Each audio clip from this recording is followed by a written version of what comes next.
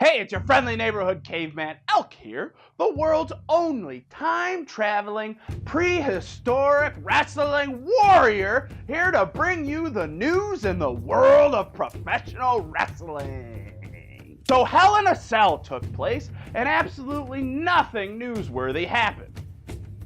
Except something did happen! Not only did we see Becky Lynch defeat Charlotte and become the SmackDown Women's Champion for the second time, but we also saw the return of the Beast Incarnate, Brock Lesnar. We thought we were done with the Beast Incarnate for the foreseeable future, but that proved not to be the case as he interfered in the Roman Reigns Braun Strowman Hell in a Cell match, obliterating both competitors and setting up a triple threat match for the Universal title at the Crown Jewel show in Saudi Arabia. Not only did we get that huge match announcement, but we also learned that in an effort to even up the numbers game and nullify the presence of HBK in Triple H's corner at Super Showdown, that The Undertaker is going to be summoning his brother, the Demon Mayor-elect Kane. With the rumors of HBK returning for one more match, I can't help but speculate that this is going to lead to something. That's usually how wrestling works. What do you think? Is this going to be a one and done situation for the Heartbreak Kid? Or are we going to see him in a potential DX reunion with Triple H taking on the Brothers of Destruction at some point? Let me know in the comments below! Raw wasn't the only show to make huge match announcements this week, as we saw on SmackDown the announcement that at Super Showdown, we're going to see Daniel Bryan and The Miz continue their rivalry as they face off for an opportunity to face the WWE Champion. We also saw Randy Orton doing what he does best, being a weird creep. The Viper slithered his way into the production truck and forced a young video operator to play back the gruesome footage of his Hell in a Cell match against Jeff Hardy, making the audience and the operator feel about as comfortable as a young actress meeting with Harvey Weinstein alone in an office. Becky Lynch had her championship coronation as well on the show. She called out the former champion and best friend, Charlotte Flair, to the ring and proceeded to berate and humiliate the former queen. She told her to put the belt around her waist, told her to call her the queen, all kinds of things you wouldn't expect from a good friend.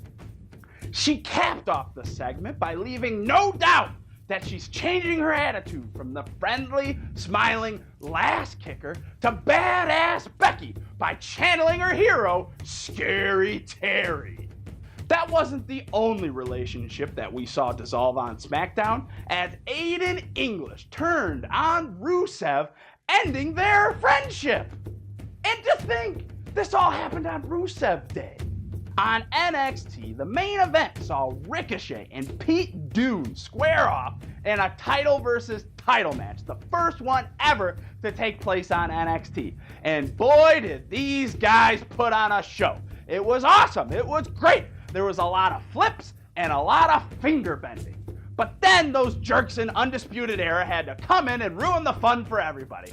Hopefully, this is going to set up a big clash at the War Games TakeOver. We got to see two really important debuts in the Mae Young Classic as well. We saw Caitlyn return to a WWE ring and win her first match back in years. We also got to see the debut of Detroit's favorite savage, Allison Kay. Both competitors had great performances, and it's going to be awesome to see what these ladies do next. Especially Allison Kay, because I know her from wrestling for Clash Wrestling, and she's my best friend that doesn't know that we're best friends. And finally, Rey Mysterio has supposedly signed a new contract with the WWE, which is going to put him in the company for the next 18 months. Now, there's going to be a million dream matches that we could see the King of the Luchadors take place in. And personally, I'd like to see him take on the United States Champion Shinsuke Nakamura. Leave in the comments below who you think you'd like to see Rey Mysterio wrestle in the WWE. And finally, we're going to take a look into Indie Corner, trademarked by Joey Nunez. Some big news came out of Pro Wrestling Guerrilla as they held their annual Battle of Los Angeles tournament, maybe the biggest independent wrestling tournament in the country. Jeff Cobb won the whole thing in the finals, defeating Bandito, the luchador upstart, and Shingo Takagi.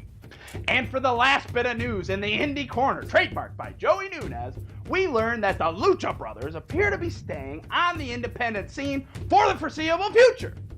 And that's going to do it for your pro wrestling news and rumors. Don't forget to join the tribe. Like, share, subscribe, tell all your friends about these videos. Let's get hashtag Postergate trending worldwide and let the lizard people in Clash Wrestling know that I'm not going anywhere and you're not going anywhere. And most importantly, let's hear it for me!